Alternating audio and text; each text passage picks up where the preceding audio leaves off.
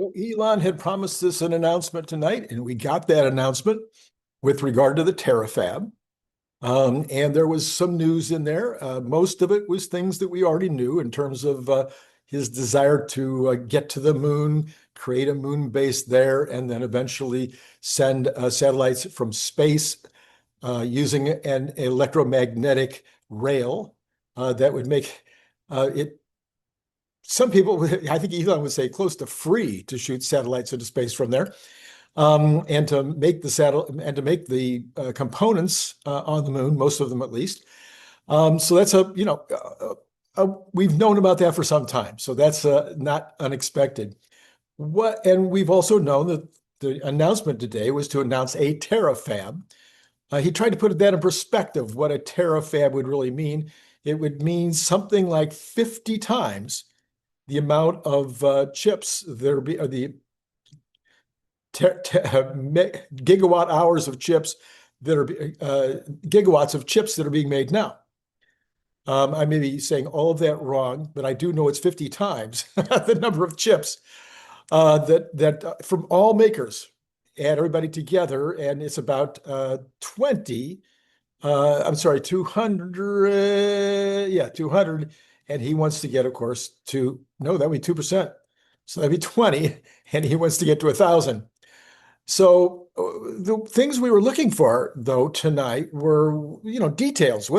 How's he going to get there? What's going to have to happen to get us there?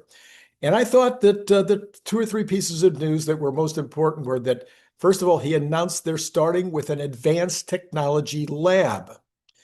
Now, I don't think that's a 10 million square foot building. Therefore, I think we can be confident that the 10 million square foot building currently under development in Austin is, in fact, the robotaxi facility. Now, potentially, maybe the lab will be inside that building, but I'm suspecting that the lab will be something that comes immediately. Now, I have to admit to being a little bit curious or a little bit uncertain about how Elon says things sometimes, but if I understood it correctly, what they're going to use this lab to do is to develop their system, which will be obviously and clearly incredibly better than anything else on the planet, because they're going to make equipment to make the lithography mask. Then they're going to be able to make the chip, test the chip, make the memory package, then test. And then, if the test doesn't work out the way they want it to, they can iterate immediately. They can improve the masks and then put it right back into motion, because everything will be in one building. Now, up until now, I just looked at the economic benefits of having the memory, the compute, and the packaging all in one place. But then he adds in this other element, which is really important, because we know the timeline sometimes. After you've got a functioning chip or a chip, by the time you get it off to the lab to test it, and then you want to bring it back over to the makers like a TSMC or whatever, to get them to make the new chip after you've masked off the new chip, it can be weeks or months. So this sounds like it would be maybe days or weeks. So that seemed very, very important. I thought that was a very important part of what he talked about tonight. And then he says that they will have new chips. He says there's new physics. There are new studies out, apparently, new papers that have been written that talk about some new physics that will implicate methodologies for making new chips that will have new kinds of compute.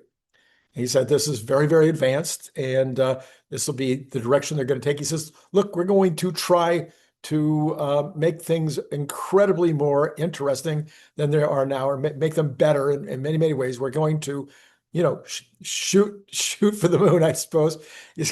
We're going to take some chances. We're going to take some risks, because we want something that ends up being a much, much, much bigger deal than, or better, more capable than they are now. Now, he says the chips will be optimized. Some of the chips, about 20% of the chips, will be optimized for edge inference That'll be for Optimus and for the cars. And then about 10 times that many chips, something on the order of 80%, 90%. His numbers didn't add up to 100%, but let's just say 80% of the total chips manufactured will go into space. He says that's going to be a much bigger use if we're going to actually get to the kinds of intelligence that are being talked about. The tent cars, he says, we're not going to need all these cars, but we're going to need it for Optimus. So 10x, he's figuring 10x on cars, maybe more. So right now we make 80, 90, 100 billion a million cars a year. He's saying it will be 1 billion to 10 billion now. I don't know why we would need 10 billion robots per year, but 1 billion per year. I've done the math on that one just the other night on the show, and 1 billion per year is certainly possible, but 100 million per year would be pretty dramatic. If Tesla was making 100 million per year, that would be massive, of course. That alone would make Tesla the largest company by many magnitudes. So yeah. And then there'll be the other chip, which will be for space, will be a high-powered chip that will also have special capabilities, like being able to resist the the concerns in space for things like radiation and other things that could damage the chips up in space. So you're going to want to build the chip specifically for space that will be able to take care of those issues. He says he believes that within 2 to 3 years, the cost of putting chips in space will be lower than ground-based systems. And this would require, though, I think in order to be that much less expensive, we do have to get Starship built. He talked not only about the existing Starship, but he talked about the next one, V4, which will be substantially taller and I guess therefore carry more potential weight into space. He's talked about this before, 10,000 launches a year. But you need the chip factory, you need the solar array factory.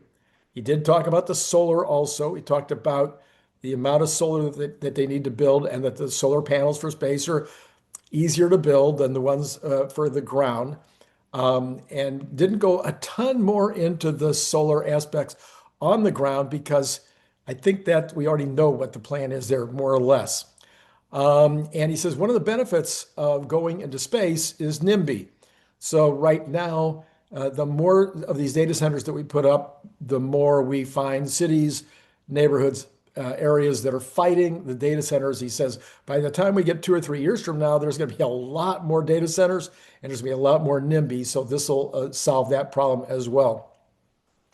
And he says the data centers in space, unlike the data centers on the Earth, he says the data centers on the Earth will not get that much less expensive than they are now. But if the ones in space, 2 to 3 years from now, he puts up something that is cheaper than now on Earth, but that those will just continue to get cheaper and cheaper as the Starship's capabilities get better and better, as the magnitude and scale of making the chips, making the satellites themselves, etc. All those things are just going to keep on reducing the cost of these satellites up in space. So that was the basics of what he went over today in the talk. So my timeline is this. I believe there's some kind of lab going into Fremont. The reason I think there's a lab going into Fremont or Palo Alto, that area up there, is because that's where the engineers are. And I think that kind of the small lab, you want to call it the small lab stuff, will be done up there. Then down in Austin, they're either building or they will incorporate the lab into existing space. All he said was that we're going to build a lab. So if they want to get it done fast, and I think they do, probably somewhere within the existing building, they'll find room to do whatever kind of a lab they're looking to do there. And that lab will be for proving out this recursive capability, this ability to iterate quickly and come back around, and may also be some of the proofs that they need to be able to do some of the new physics, et cetera, et cetera. So there's be a lab here in Austin. I think there'll be a smaller lab in Palo Alto or Fremont, and then ultimately in Austin at some point they'll start building the factory. If you've heard me a couple of times this last week, I believe that the factory will not start being built until the new hire. I'm not even sure they've got the new hire on the job yet. If they do, that would be very, very fast. So they need a new hire. This guy's got to be the most specialized guy in the world, in that he needs to have experience in all of those various things that they're going to do in this brand new building, like, build chips. So you do need I assume clean room experience, etc. There was a long list of requirements. So the one guy or three guys or girls in the world who have that capability, hopefully one of them says yes.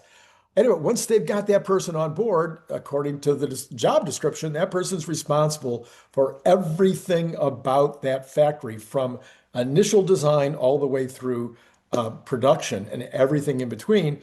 So how do you start building the factory before that person's on board?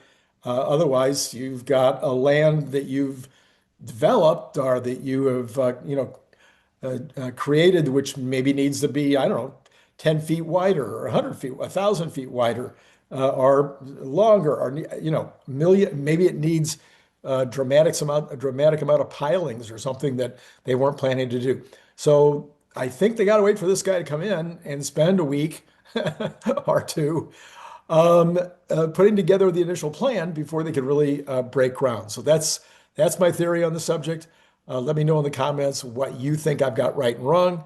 And then I guess we'll find out. Slowly but surely, we'll find out more about the details of this. Now, listen, earlier today, extremely good videos. Now, that assumes that you like to get into the nitty and the gritty. Okay, now these are both engineers. So you got Kent Marsh in the morning, you got Phil Beisel in the afternoon. Both of them going, into the details of how the AI stuff works, about how the chips work, the data centers. Lots and lots and lots of details about how the micro hard and the digital Optimus work.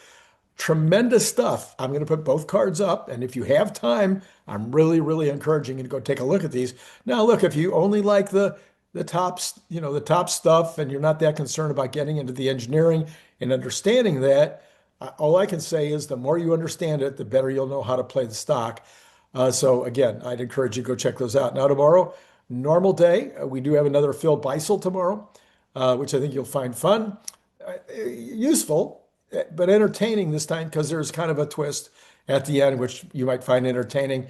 And then we'll have the regular Monday morning program tomorrow late afternoon, and then something at night.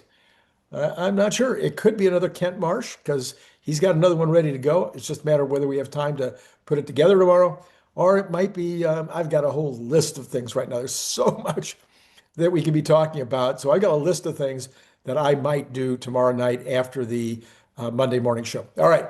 Buy the books. The last couple of days have been really thin. So if you have any inclination to buy the book, it would make me happy. I don't like to get up and push the button and go, oh my gosh, we only sold that many books. Anyway, hopefully, maybe if you haven't bought one yet, if you haven't bought one for a friend, if you haven't told a friend about it, this would be a good time to do it. All right, that's all I got. It's been great talking to you.